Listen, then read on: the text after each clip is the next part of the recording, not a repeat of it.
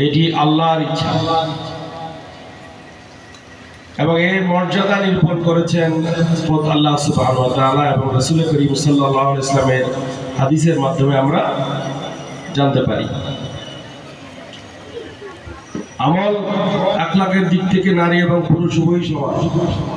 নামাজ পড়লে পুরুষ বেশি সওয়াব লাভ করবে, নারীরা কম লাভ করবে, এমন কি হয় নাকি? নামাজ, রোজা, হজ, যাকাত এগুলো সওয়াব পাওয়ার ক্ষেত্রে নারী এবং পুরুষ উভয়ই সমান।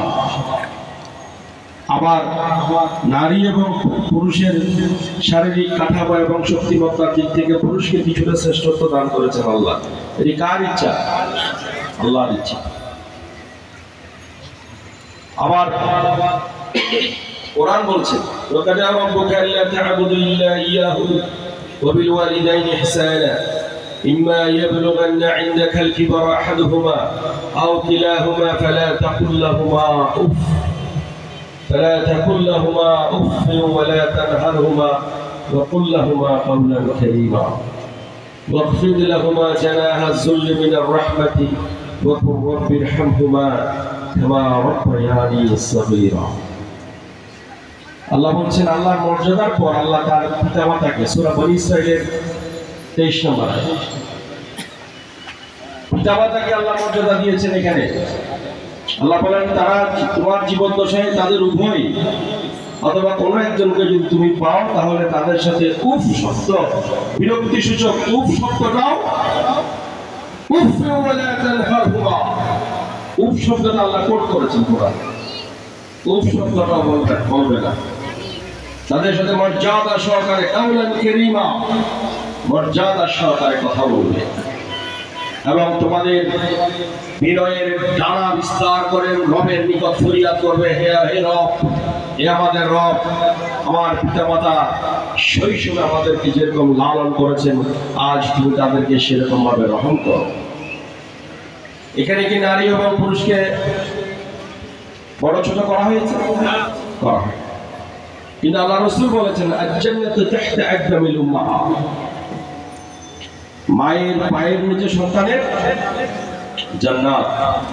আমি শফিউল আলম, আপনি আব্দুল করিম, আব্দুল কাইমের পায়ের নিচে তো শুধু জুতা। আমাদের মায়েদের নারীর পরিচয় যখন মা, নারীর অনেকগুলো পরিচয়, কখনো তিনি মা, কখনো বোন, কখনো কন্যা, কখনো দাদি, কখনো খালা, কখনো ফুফু, কখনো শাশুড়ি।